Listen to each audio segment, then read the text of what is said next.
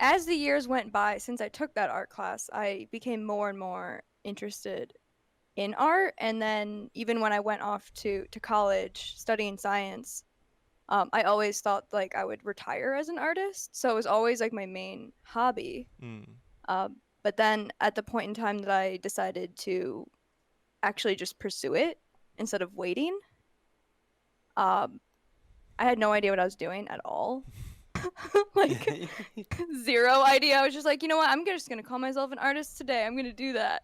Yeah. And that was just like how Totally. it started. And I I guess just like meeting people slowly over time, like going to art shows, trying to get involved, trying to understand even what it means to be involved in the art community. And I've learned there's so many different kinds of art communities.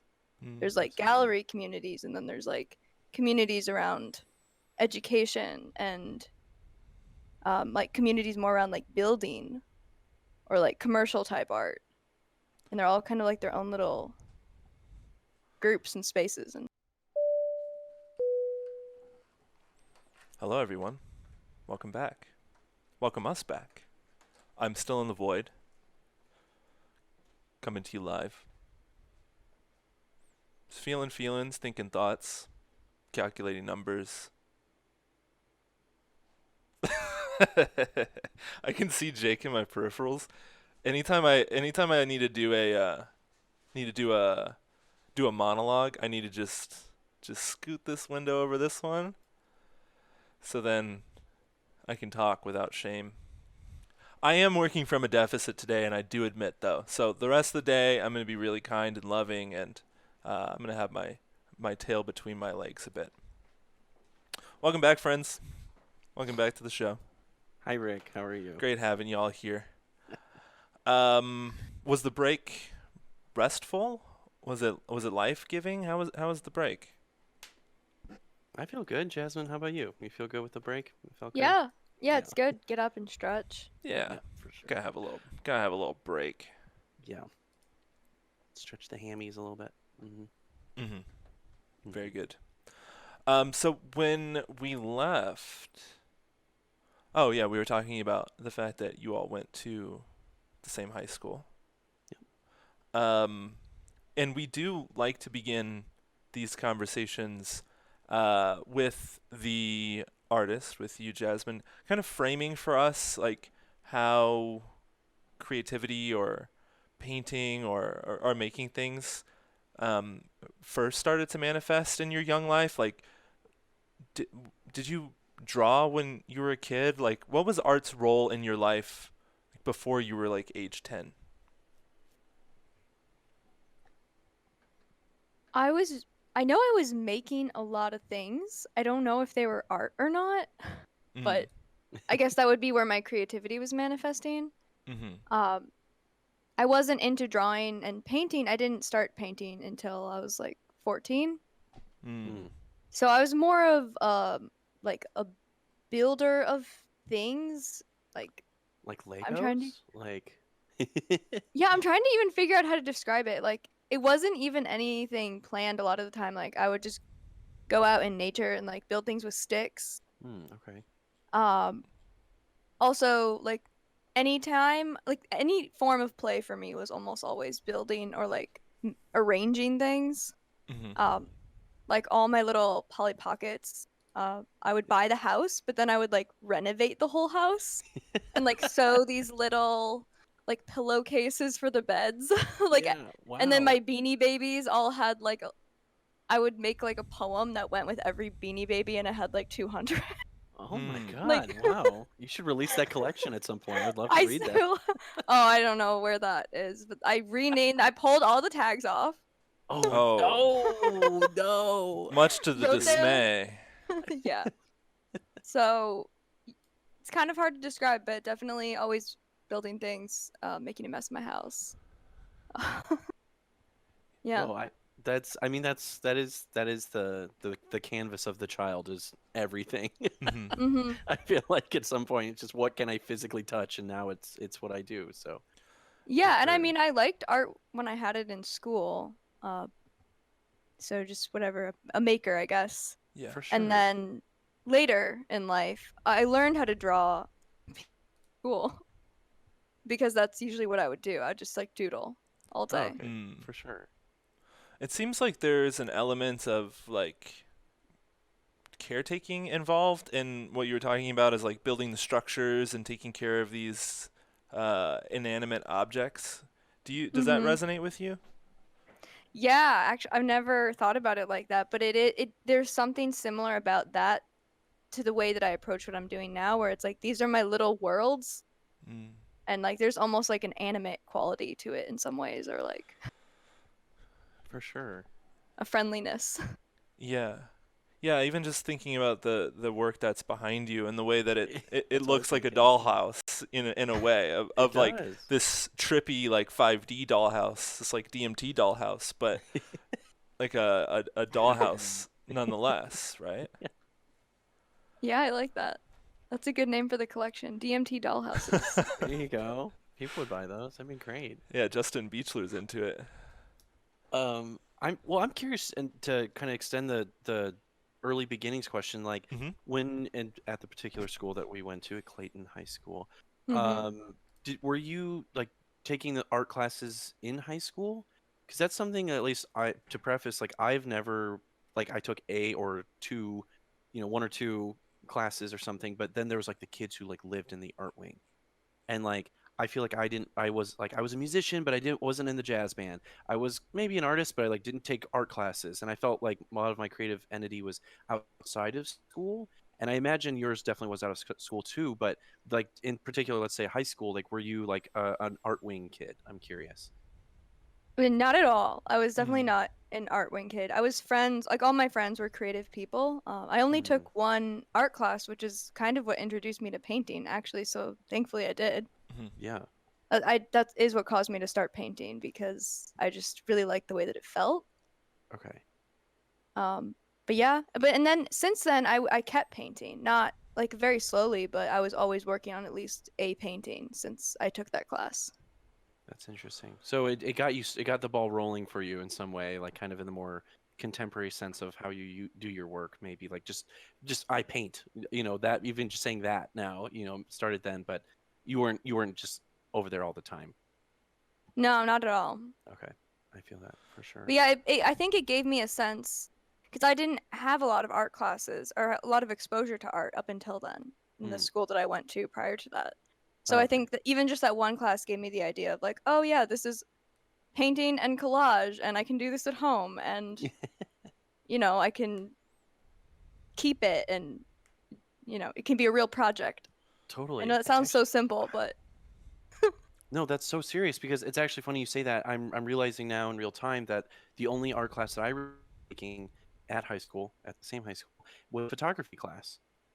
And like Mm. I don't think I ever really intentionally take photography seriously, nor did I really after some time. But I just thought like I had like an eye or wanted to maybe take pictures with intention a little bit, and then not till like probably I don't know 8 to 10 years later am I like trying to take photography seriously, and it feels like my medium, and I can enter the world. So I honestly think we've kind of started in the same spot then, in our yeah. contemporary senses. That's so interesting to think about. Wow. So I think the question that follows that, and maybe part of the question that you initially asked, is about our community. And there was this like art wing of people inside of that particular experience. Yeah. But Jasmine, how have you been like? What was the beginnings of creating like a community around your art, or like the response from the community, or just like integrating your art into a community, because you do that and you're really interested in that practice. So if it wasn't kind of that like canned community that comes with an institution, how did you begin to start interfacing with a community around your work? That's a good question. I think as the years went by since I took that art class, I became more and more interested in art. And then even when I went off to college studying science, I always thought like I would retire as an artist. So it was always like my main hobby. Mm. But then at the point in time that I decided to actually just pursue it instead of waiting, um, I had no idea what I was doing at all. Like zero idea. I was just like, you know what? I'm just gonna call myself an artist today. I'm gonna do that. Yeah. And that was just like how Totally. it started. And I I guess just like meeting people slowly over time, like going to art shows, trying to get involved, trying to understand even what it means to be involved in the art community. And I've learned there's so many different kinds of art communities. Mm. There's like Absolutely. gallery communities, and then there's like communities around education, and like communities more around like building or like commercial type art. And they're all kind of like their own little groups and spaces. And Yeah. So I I love. I have to zoom in on that one part where you said um, one day I just decided like here I was going to start calling myself an artist. Was that Yeah. actually a day? Like was there a moment attached to that? Was there some sort of revelation? Because it sounded really clear when you said it. I think it was a day. Mm, I don't know. I think a lot of processing had been going on before then of because I'd course. had to take time off from school, and I Mm, was really sick at the time, and that just caused me to think like why would I wait to start my life? Like why would I put my life into the future? yeah. And I was probably thinking about that for a couple weeks, but there definitely was a certain day where I was just like, all right, well, I'm just gonna say it now. Like, and I just started telling people because I think in my family, like my family was always supportive of me being creative, Yeah. but I literally never even had the concept that possibly I could do that as a career for whatever reason. Oh, absolutely. Especially being in the sciences, it was like, oh yeah, like that's not what you like do. So yeah, very very different from a very different career path from that. Well, and I love when people decide like they're a lowercase a artist, like they just decide that's like their first foray, and it's just like that's it. I'm an artist. I've decided that, and then like the capitalization of that a happens over time, inevitably. But just getting the word out enough, Hmm. just I am an artist. What does that even mean? It means so many things. It means everything and nothing, and that. But there is that like choice in your soul to be like, no, this is me, and that's like I love everyone's own story of deciding to be the lowercase because the capitalization is a whole other world. But Hmm. Hmm. I think that's crazy. Yeah, and I like those moments. We often kind of come to these moments where we say, yeah, that was the day that I decided. I think it's important to have an origin story. But for people who are in that processing phase or people who are mulling it over, like that day doesn't have to be like a really life-changing day. Like those decisions, I think for me, or maybe what I'm hearing from you, Jasmine, like it felt like the next logical step from like a series of processes and a series of thoughts. So it's not like some eureka moment that comes out of nowhere and bites you often or strikes you and then you have this like new meaning, this new sensation in your body. I think for some people and for a lot of people, it's this slow cultivation of this energy and this direction over time. And then at some point, you have to take the next step, but the next step is just like over this painted line on the ground. But the terrain it doesn't immediately shift and doesn't change immediately. Completely. So, Yeah, I think that's a good way of putting it. yeah. We do have some images of your work here if we want to share. I will just need to switch us over to this part. And yes, up. An extension Pick, of Rick's void. pick the right thing there. There we go. It's a little funky today, making the template in real time. Because, See how the templates are made.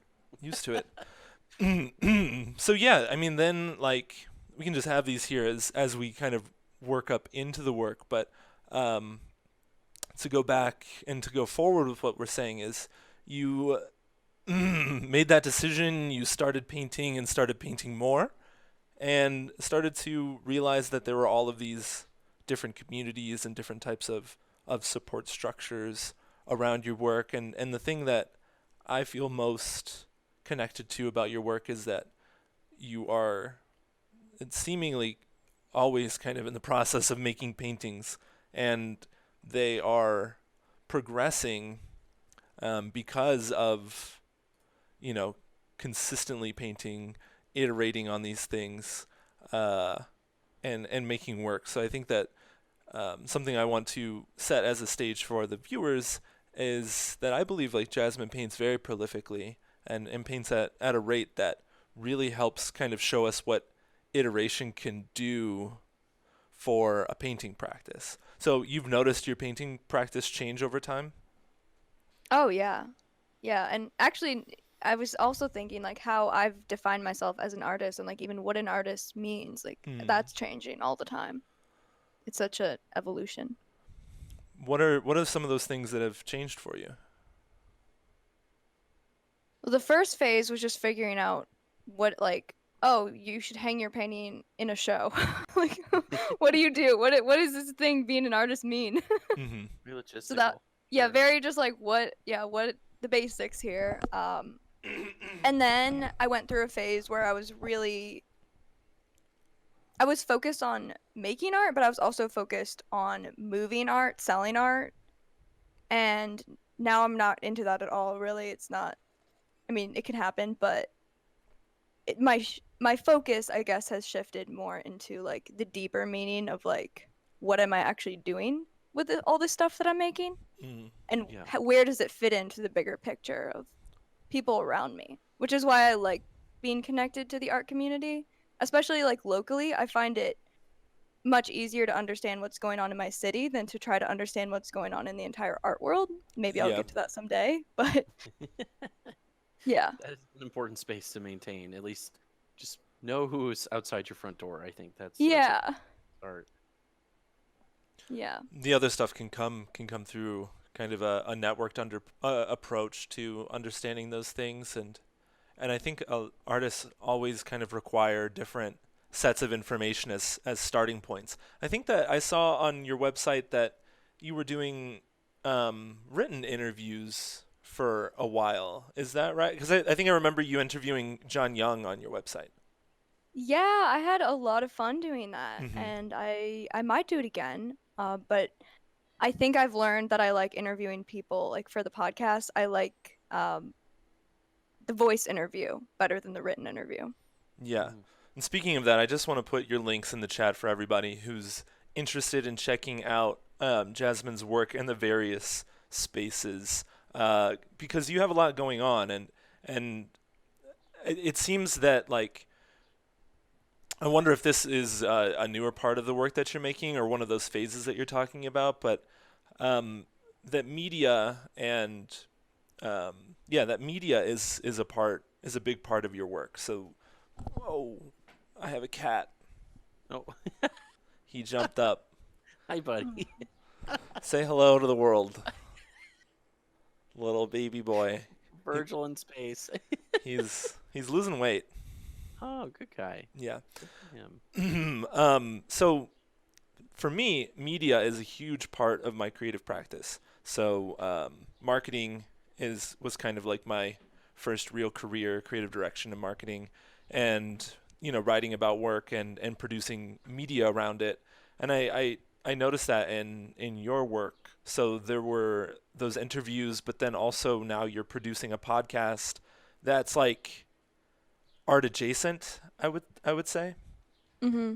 That's a good way of putting it. Hmm. So what is the drive in you to make art adjacent media, or that kind of like you have this kind of more focused art practice, but then there's lots of focus on kind of like the parts of your practice that are adjacent to the art that you're making. Yeah, I think what I've learned is that for me, I feel like it's really important to not just make something and like put an image up and feel like everyone should just understand it. Hmm. So what I'm trying to do is create all these different like ways where people can like come in the door to then maybe understand what I'm doing in the studio a little bit deeper. Mm. So I guess like connecting to the world. For me, art is all about like creating a message and like communicating it. And some people understand things in different ways. So I guess I just figure if I put out all these different forms of something that feels similar inside of me, but put it out in all these different ways, like writing, talking, painting, that it'll have a more likely chance that people actually get it. Totally. Mm. It's like shots on goal. Like you're just like you're splatter painting, you're shotgunning, however you want to say it. Like there's a zillion ways to think about it, but like I think that speaks to me certainly, and think Rick too. Like I think like having your practice exist in so many different spaces, not just the physical art itself, but like I feel like having listened to your podcast, I know so much more about you as an artist. So when I see your Hmm. work, even though you're even interviewing someone else entirely, I feel like I know who you are. And so when I see your work, it's actually even more important to me because I know the person who's made it, Mm-hmm. actually. And I think that there's a lot of space that artists don't tend to occupy or like wait for someone to come to them. And you just decided to go for it, which I think is like really like forward thinking. It's Hmm. and I also just Yeah, think well, that I wasn't thinking that. That's a good plan though. well, hey, let us give you more credit. Why not? I Have mean, But my s- main yeah. Yeah, sorry, I you're good, was Jasmine. Yeah. interrupting. Have some coffee. Welcome to the chat. Hey, good to see you here. Thanks for joining us. We're talking about art. Denise in the chat asks, Jasmine, are you self-taught? Your work feels bold, biological, and energetic. Such a cool vibe. Oh, thank you. Yeah, I am self-taught. Self-taught. And what does that mean for you? It means I didn't. Oh well, I basically didn't take very many art classes. Mhm. I did take two. Mm. One in high We won't school, talk one in about those. college. Well, I mean, it didn't. I I'm don't know. autodidactic, damn it. Yeah, I mean, inside the context of, how art is often spoken about, um, that would definitely qualify in the self-taught realm, you know, like, but then again, there's like lots of questions around what that means because I would imagine you were watching YouTube videos on painting and, finding different forms of media that could excel or asking your friends, um, but what, yeah, I think that's it. There's an interesting thing that we come up against a lot is the value of institutional learning and how that directs artists, and the value of being a self-taught, self-directed artist and how that affects people's work. I feel right in the middle, which is Yeah, I mean, good. I wonder what would have happened if I went to art school. I mean, I feel like I don't think it would have served me well Hmm. at Mm, that like when I was going to college because I think for me I would have needed to have a stronger idea of my voice. Otherwise I think it might have been crushed. But mm. now now I think it might be kind of cool to go to art school. Yeah, Yeah. it's ironic to me. Like, I feel like we go to these schools and get this education when we're like theoretically like the most sensitive to criticism, when we're like our brains are thinking about literally anything else and would rather. And then now as adults, like I can't tell you a single adult that I know that doesn't say like once every like 3 to 5 weeks, like, man, I kind of want to go back to school. Hmm. You Oh, I know, say that like every day. yeah.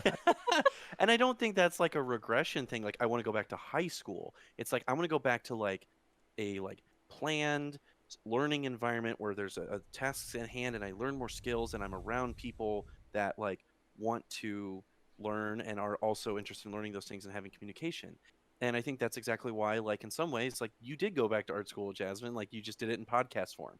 Like Rick, I honestly think this is what the travel agency is kind of all about. It's like Hmm. creating our own communities of creativity and learning. Like I never Hmm. come away from one of these episodes feeling like Well, I didn't learn a damn thing. Like I'm in school right now, in a way, and saving a lot of money. I'll tell you that. But I think we're all yearning to learn, and especially when we're a little bit older, we kind of know what we like.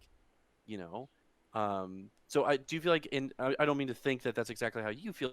It's like, do you feel like the podcast and these community spaces you've been in like are kind of like a school in a way? Yeah, I mean, the podcast is probably too new, but I can see it being a school. The community spaces and being in touch with other artists have been so vital Okay, to and my that creative community. growth. Totally. That community space is there one specific that you're talking about? No, Okay, not really a location or anything, just getting to know people individually and then being able to go to openings and just meet people and talk to them about what it is that they're making and why they're making it and how they made it. for sure. Absolutely. Especially the how. That is the one thing that has been really tricky for me not having an art education is like, especially as I've only recently gotten into sculpting, Mm, and there's just a lot of like basics like about materials that I'm now having to figure out. But it's an Totally. adventure.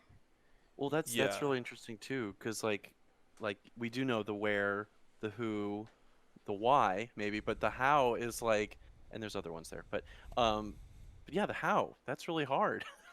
we we leave that up to like YouTube most of the time, and that's like not super communal often. I mean, it is, but like You have to work for you're, it. you have to work for it, right? Yeah. Yeah, facility is awesome and art schools. Like having access to kilns and having access to printing facilities. Like I'd love Yeah. to go. I mean, I'm doing this in my practice. I'm doing printmaking, but with like 12 extra steps and like not with ink, but with paint, which is like really fitting for my practice. But man, I would really love to just like get my hands on a screen printer and be kind of like in that facility and just access to these materials kind of like immediately and somebody who knows how to show me to like not break it or hurt myself. Like those things seem really good, but like there are a lot of really great maker spaces that kind of fit in those gaps, like Made and you're working in clay with these new sculptures. Is that right? And this is paper mache. Oh, it's paper mache. I thought it was clay. I did too. Okay. Well, there you Yeah. go. You got us. You I'm duped only us. I'm only on the paper mache. Yeah, but I don't even think it's an only, you know. Definitely not. Um, How long has that piece been you've been working on? Is that your like first official paper mache sculpture? Yeah. Well, I do have one. I found one from when I was like 4. Oh. That hasn't. I keep it on my desk actually because it's one of my favorite things I ever made. Oh, amazing. Yeah. So now I've returned. So my second. Okay. A very full spectrum moment for did sure. that object help you return to it? Was that something that happened? You're like, oh, Yeah, I've actually been waiting. See, we should go back to now talking about this passion balance thing. Like I've yeah. Do it. been waiting for years. Like I've been telling myself, no, don't do sculpture now. It's not a good idea because I do work so prolifically that I was always afraid it would become a problem if I started sculpting. And recently I've just Yeah. been like, whatever. Right. I'm bored with painting. I guess I'm taking the plunge. I mean, you could have 112 of those in a room easily, and it would be a really crazy room, right? I think so. Yeah. So like I That's think I And does think anyone have an extra room? we'll find I've you a got a room. spare room. We can put. We'll find you a coral room. We'll get you a coral room. But yeah, I think then like being confronted with having so many of those is going to create its own challenges, just like having the paintings did. But then also like seeing so many of those in the same room is probably pretty immediately going to change the way that you think or feel about them too. Uh, Yeah. but like, let's go sculpture. Yeah. Well, All and right, you guys are encouraging me. Yeah. let's do it. Yes, let's make this happen. Well, I'm curious about like how. Okay, I have two questions. One, the scale of your painting work. So like the piece behind you, what are like the dimensions of that? It's 4 by 5 feet. Okay. And then are the majority of your paintings kind of around that size for the most part? Or do No, they this is one of vary? the bigger pieces. I mean, I actually really do prefer to work big. Okay. Because I was thinking, like, I'm just looking at like the flattened small image on a screen of these paintings, which by the way are very high res. Like I don't Hmm. this is very excellent Oh. uh categorization of your work, I think. Because I feel like I see a lot of artists who kind of I I don't know, like I'll see their work in person. I'm like, wow, it's really so much different. It's so different from what I saw online. And I think that the accuracy of the photos, I think that, and this is what I'm getting to, is the scale of these paintings is what would be the most striking to me. So I'm curious, like, Hmm. what does scale mean to you in your art? Um, I mean, I like to work big, Mm, and like as time has gone by, I want to work bigger and bigger. I know that. Um, I mean, some of it is just like limitations based on the thing that I'm going to make. Like, if I have this image in my head, or I never have an exact image in my head, but if I mm, have like a certain kind of a pattern that I want to make, they're a lot easier to make at larger scales okay. because they're so detailed. And then I find Mm. myself if I'm always running out of space. I feel like even on this one, I feel like I ran out of space. Hmm. So when I'm making really small things, I start like just trying to make it smaller and smaller and smaller, Mm. but it doesn't work because it's like it just doesn't do what I want it to You do. need that extra room. You need Yeah. Yeah. that big room. Which, Yeah, yeah. Well, Yeah. the and form then size on that painting behind you is really important, you know, because if it was the same form size as something that's on a 12 by 12, then it's just gonna look like a mess, probably. You know, if you're working in Yeah. that same level of detail, it's just gonna be way too much.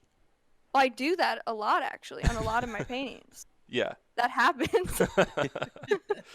Yeah, and then Yeah. and then it looks different than imagined because seeing those forms at that big scale is so exciting because it's probably it's I would wager to guess it's like 10 times harder to make those big forms make sense and integrate into the picture plane than it is to do it on a smaller piece. That's been my experience of that type of abstraction. You got to Yeah. really hold yourself back. yeah. Well, and I'm curious too on scale as long as we're talking about the sculpture pieces too, like how do you see scale transitioning in terms of like you just did you run out of space theoretically, quote unquote, with that sculpture? Like would you prefer that one to be even bigger or was that right where you kind of wanted it? Are Hmm. those limitations there with sculpture?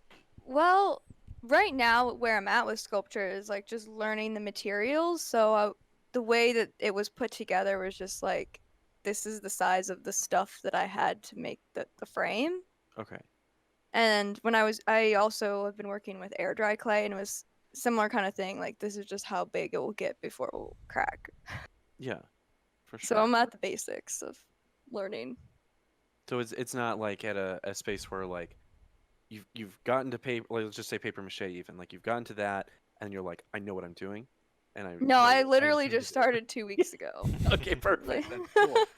I'm Well, just really excited about my plant friend, so I oh, we brought it. love it. I mean, it's amazing. I love it. And I love that we all got duped on the material of it. Absolutely. I Yeah. think ideally I might want to create more like installation work where this would actually be like the size of a person, and I can Mhm. imagine like multiple ones of these, like, and you can walk up and like, oh, because one of the themes this fits in the theme that I'm working on with my paintings is like this thing where I feel like our society doesn't like honor plants. Mm. Mm, And so that would be a form of like giving respect to the plants. Like that it's not just like a bush. Like this is a valid entity that has intelligence and is meaningful. completely. Uh, Rick, I'm running train here. I'm sorry. I'm hyped. I think I'm off this Yeah. hard coffee, bro. I'm sorry. Um, so how do you feel like you're cracking that code a little bit with that piece? Like, do you feel like you're getting into the zone of like what how have you wrestled with showing that, getting people to care about plants through your art as a proxy to caring? Hmm. Uh, I've been working on the concept for a while. Mm. It started a couple years ago with this one plant I made that was called the mirror plant. Ooh, And I that's love like the that. yeah, a lot like so a lot of my art is actually like me wrestling with like some thought experiment, and then I do all this stuff that I know nobody's going to imply is related to that, but somehow in this roundabout way gets me to be able to actually explain and share what it is that I want to share, but not ever usually on the first try. Mm. Yeah, you got to workshop it. Um, Yeah. Marge Mull in the chat says, "Love your work." Just wanted to share that with you. Thank you.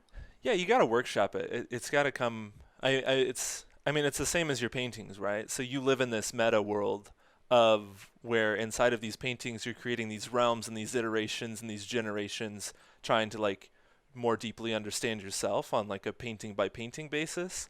But then, like from the outsider perspective, I think the same type of thing is happening. So you're iterating these works, not just these forms, but these works over and over again, and over time that creates this generative understanding in the viewer, and you tweak it along the way. So I feel like you are really living in this kind of like meta artist space of understanding, like you said, the plant mirror, but like the the different the hall of mirrors that you're making work in. Mm-hmm. Yeah. That comes through to me. I mean, I definitely see that, and I think that for what it's worth is a really valid approach to iterating the creative practice, because like how are you supposed to get there on the second paper mache sculpture? Like how are you supposed to do that? And if we're asking ourselves to do that, what are we doing to ourselves by asking ourselves for that? And it's just not the way that the world works. It's just not. Well, and it's funny too. There's so much like work that you have, Jasmine. That's like the more the painting based stuff, and there's like we've talked about like maybe hundreds, if not maybe thousands. We don't know, maybe of like pieces to relate to ask about. But where we happen to find you at this lightning strike moment of your practice is like there's only two. There's two paper mache ones, and there's like 20 plus years between them. Hmm. Like Yeah. I think it's really interesting to watch you kind of talk about both of these spaces too, and I wonder if like they're colliding with each other a little bit. Yeah, I don't think they're colliding. I think what happened is I finally and it actually happened about a year ago. It was the beginning of me feeling like I'm kind of nearing a finishing point Yeah. with a like a bigger thing that I was working on, which was like a lot of natural patterns. Hmm. Mm. And I feel like I kind of finished that up. And so then at that point I could move to something else. So I'm kind of just at the beginning stages of like moving into something else. And so, and that took, how long have you been doing paintings that were of that mindset? Would you say, like where you finally felt like from like what time to what time took you to get to? I feel like I satisfied that itch. Painting wise, I think it probably at least 4 years. Okay. But the concept, like the idea that I had over 10 years ago. Hmm. And it was something that I'd written about in the past. Yeah. So I'd explored it in writing, and it's something that I've been thinking about it. This pattern collecting thing has been like a big constant for me. Yeah. Like the organic patterns. And that's why I love biology. Like that's why I wanted to study biology. Yeah. Let's get into that. So, Yeah. I mean, for me, I am very upfront and transparent about my psychedelic drug experiences on the show and just in life, because fucking come arrest me. What are you gonna do? What are you gonna do about He's it? in the void. Where's Rick? Who Yeah. could ever know? Yeah, that's the real reason. Yeah, hit my Bitcoin, hit my Bitcoin wallet. Right. But yeah, I mean, like, so from my perspective, these works are like it would be easy to come across these works and believe that they are from like a lineage of psychedelic art imagery, that these were like paintings that some juiced dude or Zooted. it's just some zooted dude was making at Woodstock, right? Like in a van. And I mean that in like I the always best wonder way. if people think that. Yeah. Well, here's confirmation. And like, but there's also a part of it that is pretty much impossible for me to locate that like doesn't that indicates something more than that or indicates something other than that. And I'm not sure what it is. Maybe it's that I know you, or maybe that like it just it seems like you've held fewer glow sticks in your life than the guy that I'm imagining. And there's some sort of like radiation that you haven't like yet been made mush from, which is Yeah, probably how many just the times? drugs. Yeah. How many times have we gone to Bonnaroo collectively? Yeah. Y- you know, and I've gone to Bonnaroo. Say we got one. All right, we okay, got well, that. I haven't gone. And I'm sure, you know, Denise has seen some of this type of work at Burning Man. You know, Yeah. like it does. Have you been to Burning Man, Jasmine? No, I think about this all the time though. Yeah. But yeah. So there's this like, from me, just I'm a hammer and I see a nail. There's this huge psychedelic element in the painting. But there's also something that like subverts that, and I don't know if Mm. it's the closest thing. If I was to just say something, I think it does tie into like the cleanliness of the paintings and the documentation of the paintings and kind of like the aura around the paintings is not like, yo, bro, I do drugs. You know, like there isn't Yeah. this like broiness to it, which I see in like a lot of psychedelic work, There's even from hair. people of every gender. But I don't know what that is. I don't know. That's something that I just want to bring up, and again, it's not like super accurate, but I think it's really important. So that gets into this pattern finding thing that you're talking about. So does that come up for you, like the psychedelic nature of these paintings, the Grateful Dead, or some of these kind of like uh, ancient psychedelic energies, or are you finding that through zooming in on like biological life and through kind of like the fractal nature of physical reality? Definitely both. Okay. Yeah, but I think like when I was making most of my paintings, like I've done psychedelics in the past, but when I Mm. was really painting during that period of time, I don't think I did at all. Mm. So maybe it was like having those experiences and having them be really important to who I am as a person and like Mm-hmm. how I see the world, how I interact with the world. Yeah. And I feel like I sometimes I'm like channeling awe, Mm. like from like where you can reach that state like through meditation, through psychedelics, through even just going on a really long hike or something, like Yeah. that awe state where you can like see the world within like a water drop. Mm. That's a clip right there. Um, so so yeah, I didn't want to. We've never talked about. I mean, I've probably talked about taking psychedelics, but I don't. I try not to elicit that information from Mm-hmm. other people. So now that you've doxed yourself as a also on the FBI list of Do you hear the kooky sirens in drug the users, background? yeah. You You hear that? guys hear siren? Are they coming for us? It's me when No, I they're smoke coming. weed. They're coming for the DMT dollhouse. That's true. They're coming from the DMT dollhouse. Yes. Good science. But so yeah, I mean, I think that's cool that you're willing to share that, and I think it's important for us to share. A couple chat messages that are relevant. Denise says molecular, and Marge says the line work for sure is also very intentional, um, which I think gets into that. Like the paintings would look different if you were making them on acid. Uh, I think that like my fine motor skill and perception, if I'm trying to make paintings in an altered state of consciousness, uh, changes, changes how I am actually physically painting, because I often get way more into the paint itself than the image, or just like trying to understand the mechanism through which the brush pulls the paint. and then all of a sudden like picture is so secondary to process. One more question here, and Whoa Forever, what's up, dude? Really good to see you. You came at the right time. This is the kind of conversation that is perfect for you. So we alerted you, and you heard the call. This was the DJ. This was the Whoa signal.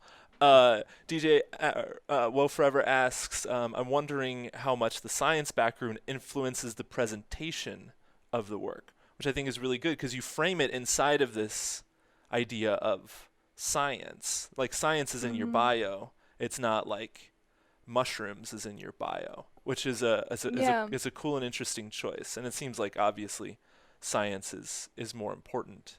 Um, I don't know. I think that they're equally important. mm.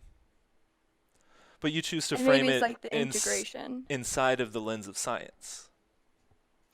Yeah, and I mean, I would sometimes wonder if I should open it up to being or talk more about my spirituality and spiritual experiences and some things like that. But I do think the science so far has been the most understandable thing for Yeah, people who've never tapped into any of those kinds of experiences, because they can still understand like the extreme beauty that we're surrounded by on Earth.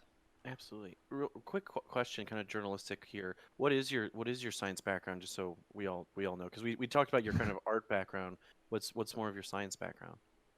Um, so yeah, where do I start? I guess I was always interning in labs, even in high school. Mm. I um I went straight into an accelerated medical school program hmm straight out of high school, and I was going to I think study neuroscience.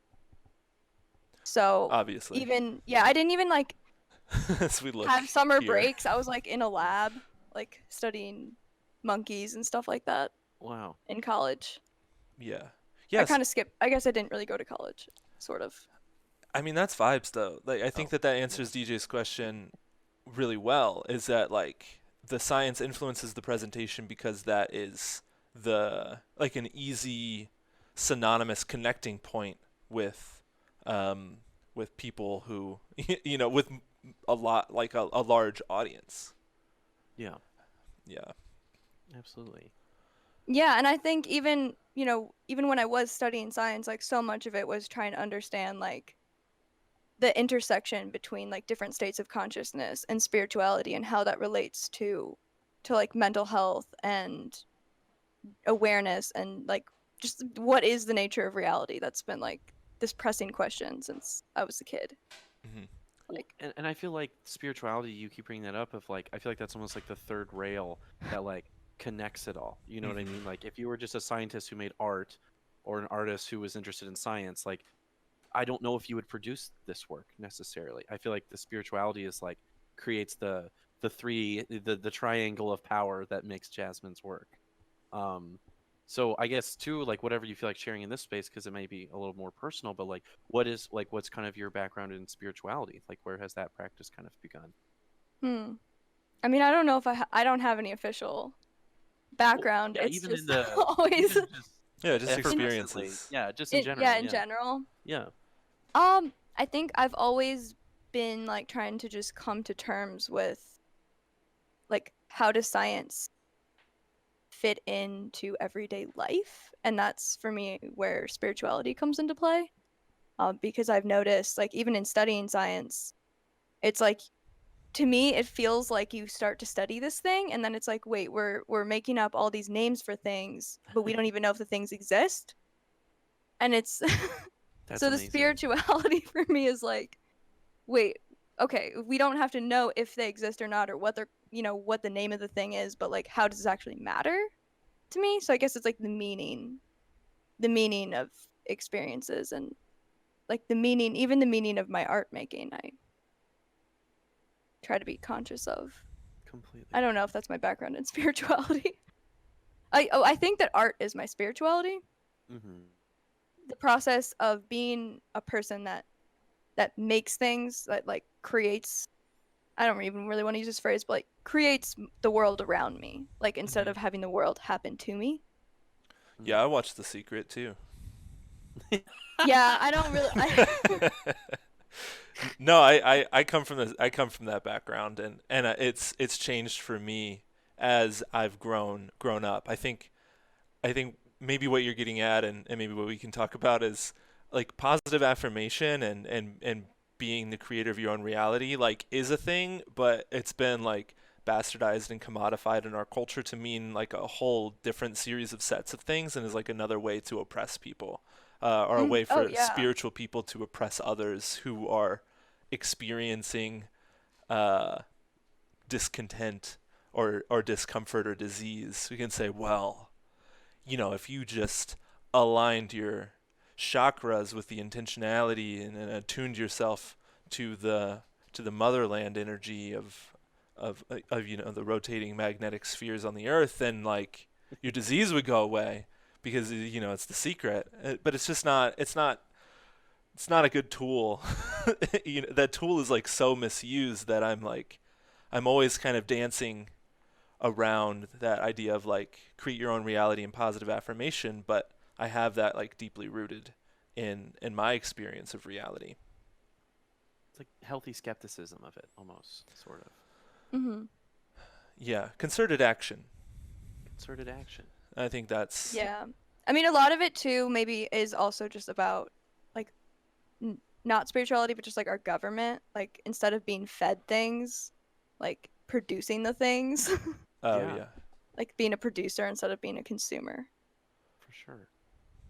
Not just kind of sitting back and receiving, and more just like I'm gonna like mutual aid. Like I mean, that's a huge thing Hmm. that people are talking about these days. Of just like, well, our government's kind of led us to rot in so many different ways, so we have to do it ourselves. There's no other option. Yeah, that's like the general attitude, I guess, that I'm kind of getting at is like if there's a problem that I see, I'm going to fix it. Yeah. Mm. So you might say like, if you got a problem, yo, I solve it. Check out the hook while my DJ revolves it. Mm. Like a fellow Scorpio, Vanilla Ice. So There it is. There. there it We're gonna is. take a quick break.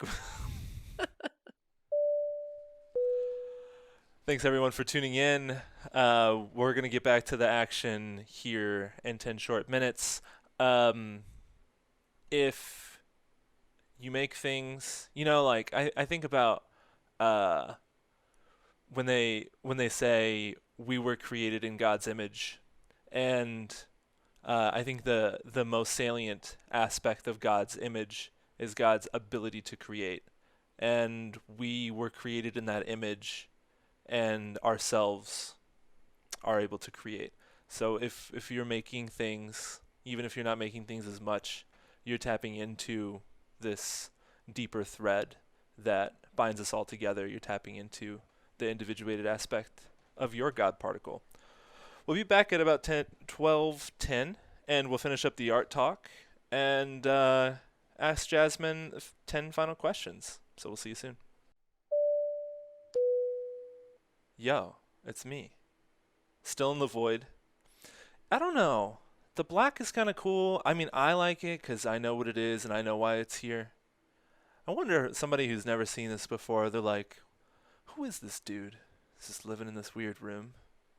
I mean, the alternative, the alternative is pretty cool too, I think. Um, you get a little blue background. Looks nice. Very travel agency-esque. We'll see. Anyways. Well, welcome back, y'all. The blue is nice. I actually might be pro blue personally. Yeah, the only problem with the blue is that my shirt doesn't do the cool thing anymore. Oh, See? well, It it does, sure it does is look kind of somewhat cool. nice. Yeah, Yeah, I look mean, at it in a different way. worst case scenario, I could just change the color key Mm. to like, oh no. It's, it's like deep fried meme Rick. Let's not do that. All right. Or like Apple photo booth 2007, 8, 9. But that was the heyday. Yeah, that was really good stuff. I was the first one of my friends to have a MacBook, and because my computer got stolen, and my dad had a really good insurance program. Like my house got broken into, and they stole my laptop, and it was like an Oh, old man. shitty laptop, but for some reason they gave me like $2,000 in insurance Yo. money. Probably some sort of fraud taking place there if I think Yeah. too Do you hear much those about it. sirens? Do you Yeah. guys hear those? Um, but yeah, so the photo booth was the town hit. That's how I got most of Yeah. my friends. That's where most of our AVIs for the longest time started. So It's true. AVIs, excuse me, AVIs, avatars. I said AVIs. I sound like a I grandpa. thought I God. like AVI better than Avi. Me too. Thank you. Well, Who's Forever that in the that chat listen? asked a question while we were on break. The question is, whilst painting, are you very neat and tidy, surgically precise, or is maybe an old dried out brush and some chaos important to your process? Wow, what a thorough Ooh, question. I like it. Yeah, we love woe. I think I'm maybe, I don't know. I'm in between messy and clean. I feel like I'm messy, but probably for an artist working on big stuff, I'm probably not that messy. But definitely the old dry brush, grabbing at random materials and chaos is very important to me. Mm-hmm. It's like jazz. Yeah, I feel like I don't like to control it too much. I don't like to control the process. I Mm, always want to just plan just enough, Mm. just barely enough, walking on the edge. definitely. That's a feel though, isn't it? Or is it a plan? The plan before I make something? It's you plan things? Sometimes, yeah, sometimes I do. What's that like? Uh, the biggest thing that I plan that I really need to do more often, so now I'm saying it on here, hopefully this will actually happen, is We're manifesting. the usage of space. Mm-hmm. Mm, Like that really helps me. My paintings are significantly better when I actually sit down and do like a block out sketch of just like there's going to be a giant form in the middle and there's going to be uh yeah, just like some very basic blocking out of like where stuff is going generally. Mm-hmm. Oh, And then the layering too, because a lot of my work is there's so many layers, yeah. and if I think about it in advance, I'll know the better way to do the layers, so that I Mm. don't have to go and then work backwards. mm. Do you only work in acrylic? Uh, pretty much. Yeah, that makes sense. Just cut that dry time down, and I mean, I think it makes sense for the painting that you're doing. Yeah. I mean, I think I probably will get into using oils for the details or like the very last layer. Mm. Yep. Because it is really hard to get some of the shading that I'm getting Mm. more into as I'm moving. I've moved away from abstract and getting closer and closer to surrealism Mm-hmm. ever so slowly. Do you use So any mediums in extending the life of acrylics when you paint? I use some other mediums, but I hate the ones that extend the drying time, I and I see. hate water. Yeah, Because I work with such vibrant colors, I feel like it affects the pigment. definitely. Yeah, it messes up the binder, especially when you're trying to get those fields. Look, Rick, not we can do gear talk too. yeah, I was, God, I was literally like, Rick, you're doing gear talk. Look, this is. Yeah, I've a few photographers we've done very brief gear talks, and Rick kind of just kind of sits it out, and this is where I'm like, I don't know nothing about acrylics, so I'm just in the uh, audience here. This is good. beat you to it. Yeah. Well, I guess the main fun fact, I think, is that I've really learned not to use water. And I've noticed a lot of people use a lot of water when they're trying to work with acrylics because of the dry time. And Hmm. you just can't get vibrant colors that way. Or they want to Mm, extend their paint, and that going out straight out of the tube can be considered like wasteful, or like if it's that thick, it can produce issues depending on what you're trying to paint. But right. Yeah, if it's thick, yeah, that could but happen. I think yeah, I'm a real muddy acrylic painter. When I paint with acrylics, it's always really wet. It's always wet, wet, wet. But oils kind of help keep that brightness, that like deep pigmentation, that concentration in the pigmentation, even if you're painting wet on wet and doing a lot of blending, um, instead of like having acrylic tack up on you right in a pivotal moment, and Yeah, yeah. it's bad. That's it's the best and the worst thing. Yeah. about it. Yeah, I hate when that happens. That's the worst. Yeah. Yeah, I mean, you get yourself a number 3 filbert hog hair brush, and you think Bro, it's that going to hog be hair is great going. because it has that stiffness, and you might pull out the hog hair when your acrylic's starting to tack up rather than using the synthetic blend Mm. or the horse hair. But, I mean, sometimes even that hog hair, and maybe it's. So, um, I'm Talk about kidding. jazz. I I'm mean, kidding. I'm kidding. I don't even use brushes anymore. I just use spray paint cans and air compressors. Uh, so speaking of, I'm gonna build this bridge. Speaking of neat and tidy, um, there's this other project that you're working on that you are scared is probably the wrong word, but you're tentative to call it a book, Yeah. right? Yeah, I don't know what to call it. Oh, I'm calling it a mini book, but it a mini. feels like, can I call this a book? Like, at what point can you call a thing a book? I definitely think you can call what this is a book, personally, Okay. If you can because put, yeah. it, well, okay, so like a coloring book is a book. I did make a coloring book. Uh-huh. So you already made one book at least. Yes. And then I don't know what would Small book. different Tiny, tiny book. a bookette. Yes.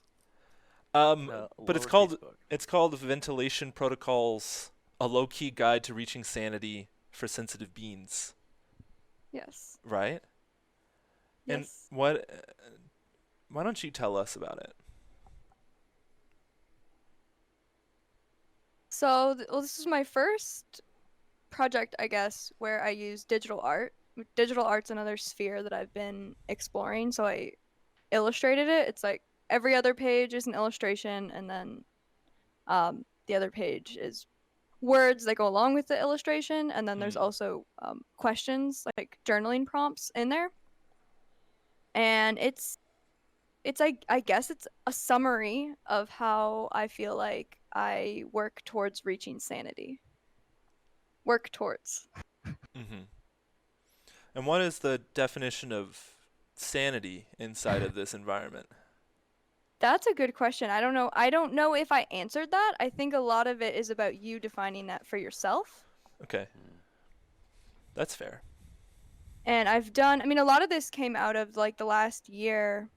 The last year, I haven't been doing as much art as I had been in the past because I'd been getting more into starting up my coaching practice. Hmm. And I've been doing a lot of group workshops online uh, that I never planned on doing that. But then when the pandemic happened, I was just like, okay, well, what can I do?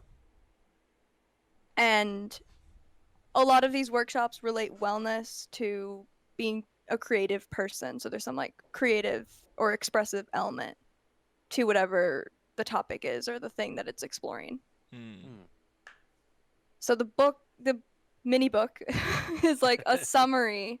It's like a very broad, like overarching summary of like all those things that I've been wanting to communicate with people. Is it a workbook? A little bit, Uh-huh. but it's not one of the, it's not like you have a whole bunch of questions. There's just a couple. So it's kind of like a statement and then like a question for, okay, like how do you relate this to your life or what does this mean to you? Because I didn't want it to be like an actual guidance system because I don't think that any person can give another person their guidance system.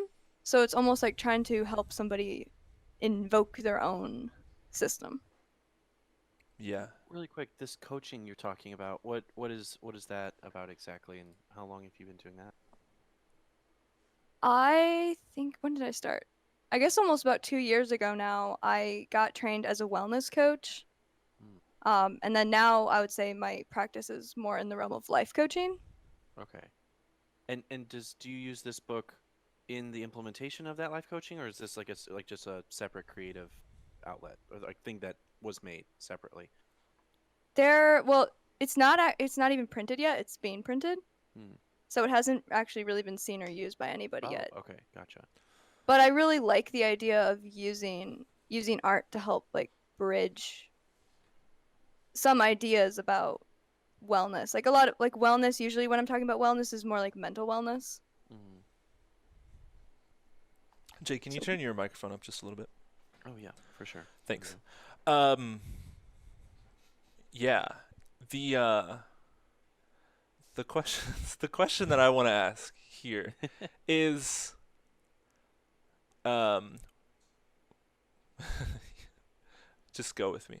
So what gives you the right to be a coach? You know? that's a great question. Yeah. It's a very good question. I mean, really, well, there's a certification There you go. system, There you go. First of all, there's a certification.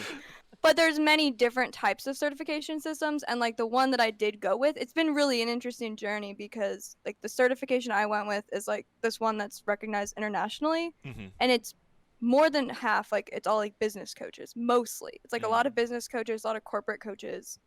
But I just like wanted to do that because I felt like that I needed some kind of standard or guidance, and I still feel like I'm learning, and that's why I feel like I'm very new, and it's going to take me years and years before I even feel like super comfortable saying that I'm a coach. Yeah. Yeah, and I wanted to bring it up because I mean that like as in jest, obviously, and that's a question that a lot of people confront themselves. It's the same question, like what gives you the right to call yourself an artist? And Yeah. I mean, there's no well, there are certifications for that too, which isn't a prerequisite, but can be helpful, and can help Mhm. people feel that and have the requisite knowledge to work in certain fields. But I think it's a salient question, in that like probably something that you get confronted with, mostly probably from yourself rather than from other people. But yeah, that question of like, when do I feel comfortable telling this? When do I feel comfortable sharing this? Can I call this a book? Right? And then like Yeah. at some point you just say, well, yeah, I mean, fuck it, it's a book. Um, Yeah. I'm a coach. It's a book. I'm an artist. Denise wants to buy one, by the way. Are they going to be available on your website when they're in print? uh yeah, actually they are. There's a pre-order on my Pre-order. website. Okay, cool. Well, Oh, I'll pop perfect. those links in the chat there. So is that something that comes up a lot for you, or do you feel like you've ventilated those thoughts properly? Well, I mean, I do think about it all the time. I think basically I feel like I learned a skill. Mm-hmm. It is like a skill set that I did learn. Okay. But I also feel like I'm most likely going back to graduate school Hmm. to study either expressive arts therapy or counseling because I feel personally like I do want to dig deeper than that skill has allowed me to be able to help people. Mm. Gotcha. Woe in the chat has a question about the coaching. What do you find yourself coaching people on most often? What are some frequently asked questions? He's trying to get a free session real quick. Just a little Uh, teaser, just a little Pay up, tester. buddy. Yeah, yeah.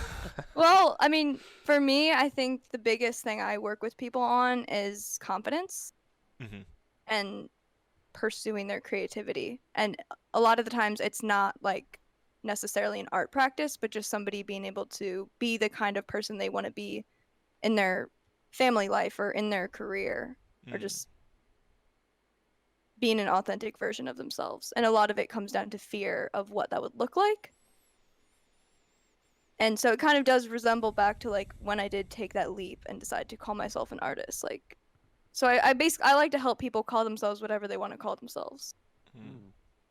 I don't give advice. That's a huge misconception about coaching. Why not? Interesting. It's actually not technically part of like what you do in coaching. That is a difference between coaching and counseling. Mm-hmm. Like in coaching, you really just try to like be fully present with somebody and you ask the right questions to kind of help them find that within themselves. Hmm. So yeah, I don't claim to have any answers That's at what my all. therapist says too. Interesting. Well, I mean, some therapists probably work from that mindset too. No, but Yeah. that's an interesting concept of the coaching versus counseling. Like, what is Mm-hmm. the subtle difference of those two things? And like, Yeah. I Well, in think an coaching, oh, sorry, go ahead. No, go it's ahead. coaching is mostly focusing on the future. So creating change in the future instead of like healing the past. which is the default to it too. Yeah. Okay. I'm gonna have to sit with that one for a little while. There you go. It's getting deep. Yeah, Yeah. workbooks. Yeah, Wo says I'd snag a workbook for sure. Yeah, they are like we said, available for pre-order on Jasmine's website. I Um, I I do want to ask one quick question about specifically this one and the kind of the nature of ventilation. I think that yeah. word specifically is like so interesting because I feel like thinking about the way like Jasmine would use it is like, okay, like you're clearly showing like the mind needs ventilation to cycle through it. Like I don't feel like people talk about like they talk about venting, but Hmm. ventilation to me is like the systems of it, not just like the exhaust itself, as much as like creating an infrastructure to get to that point. And like, I think a lot of us are having to learn about that daily with like wearing masks because it's like when you take a mask off, it feels like there's a whole new world when you're in your car in a safe environment to do so. That like I feel like you really appreciate like just your basic breathing ventilation in that way, let Mm. alone mental creative. Let And alone I'm this mask that you wear. yes, that I wear every day to keep myself from society. The jokiferification of all of us. I've been jokified. So what else does like ventilation mean to you on and like all That's of the good. ways that Jasmine looks at the world? I'm curious like what does ventilation mean to you? I think systems is a key point that you Okay. you got out of it. It definitely, I think, does mean having those systems or thought processes that you can go through when you're having a hard time or when when you're feeling sad or when you're feeling anxious or when you're facing a problem, like having some kind of structure in place Yeah. before that happens. Because Or like it's to to move through it. To me, it's all Hmm. about like moving energy. Like, yeah, I'm definitely not one of these overly positive people. I'm not into that positivity movement. I'll say that. you're not toxically positive. Yeah. No, I'm actually very into like you should feel it all, Hmm. I think. Totally. I will say. But Absolutely. I mean that's my opinion. But yeah, I think that the Oh, I think book you're is right. kind of Good well, opinion. that's agree. Do we all agree? I think Yes, we yes, agree on very that. much. Okay, cool. See, I like to, feeling it all, but then having a way to transfer out of the more negative energy. So Mm. that's also kind of like the ventilation where it's like, okay, experience this, but then how do you also get out of it How do when you you're move on? ready, when it's time? Crack the Absolutely. window. Crack the window is kind of like what Yeah. it feels like to me. So Jake, you were making this comparison to exhaust, and we can like compare that to a lot of different things. Like at some points you need like an exhaust. You need to Right. either exhaust what you're feeling or like you are going to be exhausted, or some sort of marriage of those two ideas, or like a ventilation. I think of like a vent fan, or like I'd love more ventilation in my basement, but because I'm slowly killing myself with solvents. um, but then also Oh like no. the more passive ideas around like cracking a window, Mm. and that not being like a spew or an exhaust, but also like kind of this stopgap, or this vent, but more of like a passive ventilation is a sense that I'm getting from these ideas that you're sharing as well. Sometimes you got to get it out, but also like have space for things to go when they need to move. Routing. Yeah, totally. Mm-hmm. Yeah. And like breathing too. Like you breathe in and breathe out. It's like the balance of it. Well, and you're so you talk about it too, and then you're like physically having people ventilate, kind of in the book itself, seemingly. Mm-hmm. So it's Hmm. like it seems Yeah. very like it's see that's like always that thing of like duh, but like But oh duh, duh. yeah. No, I Who didn't are get we? that one. Who are we today, Jake? I just we're in the zone. I mean, Jasmine, you brought such a positive vibe here, and your art just is bringing a lot out of us today. I'm really Not too positive though. oh, but not toxically positive. I Yeah, am positive that it is not toxic positive. we felt Yes, it all today. we really did for sure. Okay, I don't want to share too much about this book. You guys go out and Yeah, buy you it. gotta go get it. You You gotta gotta go go get get it that. and drop those pre-orders, because that makes everything easier when people know that people want things. That's like a really good tool for pre-ordering. So yeah, if you have some stuff to spare, drop it over there. Support Jasmine. Go follow her on Instagram and Facebook and all those places, because any followers that she gets today, she's going to know is from us, and then that's going to True. feel really good. So do that for us. If not for Use her, promo code if not for travel you, agency. yeah, just do it for us. Send her a DM, TTA. She'll check those website analytics. Yeah. I think it's time to get into the final 10 questions. Don't you think? Perfect. Let's do it. I think that'll be great.